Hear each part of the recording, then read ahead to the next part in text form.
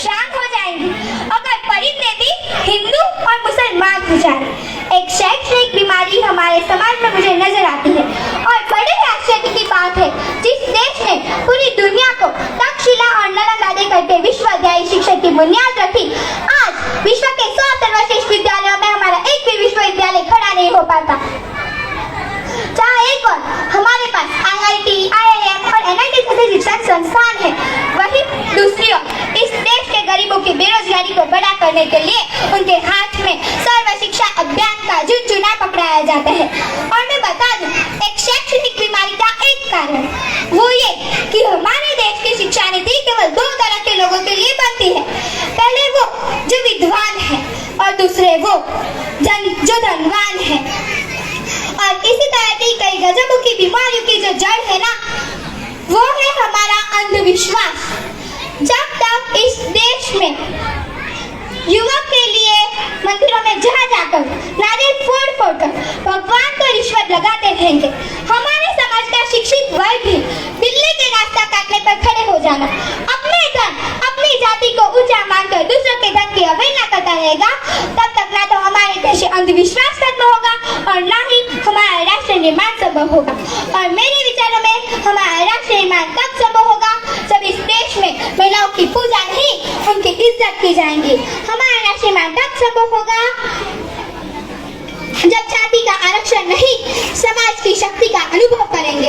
हमारा राष्ट्र निर्माण तब संभव होगा जब स्वच्छता अभियान में केवल सरकार नहीं, सड़क पर चलने वाला हर एक नागरिक हाथ बटाएगा, स्वच्छ भारत को दिल से अपनाएगा। असल मायने में हमारा राष्ट्र निर्माण तब संभव होगा जब एक गरीब बच्चा मध्याह्न भोजन के लिए नहीं बल्कि पढ़ने के लिए सरकारी चौखट पर कदम रखेगा।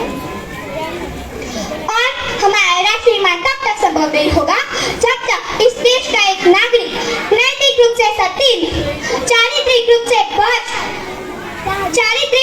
भ्रष्ट, मानसिक रूप से दिवालिया, धार्मिक रूप से अंधा और राजनैतिक रूप से गंदा और स्वैच्छिक दान मूल्यों के आंकड़ों में छिन्न भयपंद में अखंड भारत को खंड खंड करता रहेगा, तब तक हमारा राष्ट्र निर्माण संभव नहीं होगा। बड़ी बड़ी बातें नहीं, छोटी छोटी कोशिशें करनी होगी, क्योंकि ठोकर हमें पहाड़ से नहीं पत्थरों से लगा करती है। I being an Indian, I being a student, I being a simple daughter of this motherland, feel proud to be an Indian। और मैं सैल्यूट करना चाहूंगी सरहद पर खड़े उस जवान को, इस देश की पुलिस, प्रशासन और किसान को, और इस देश के हर उस व्यक्ति को जो अपना काम पूरी ईमानदारी, पूरी मेहनत और पूरी लगन से करते हैं, जिनके बिना राष्ट्र निर्माण की कल्पना करना भी असंभव सा लगता है। और मैं बता दूं, हमारे देश की जिम्मेदारी नहीं है हमें आगे ले जाने की, हमारी जिम्मेदारी है अपने देश को आगे ले जाने की, अपने राष्ट्र को आगे ले जाने की, अपने वतन को आगे ले जाने की। तो अंत में बस मैं यही कहना चाहूंगी, मेरा हिंदुस्तान महान था, महान है, महान रहेगा। मेरा हिंदुस्तान महान था, महान है, महान रहेगा। होगा हौसला शक्ति दिलों में बुलंद, तो एक दिन पाकिस्तान भी जय हिंद कहेगा। पाकिस्तान ही क्यों, सारा जहां जय हिंद कहेगा, क्योंकि सारे जहां से अच्छा हिंदुस्तान हमारा, हम बुलबुलें हैं इसके, ये गुलिस्तान हमारा, ये गुलिस्तान हमारा।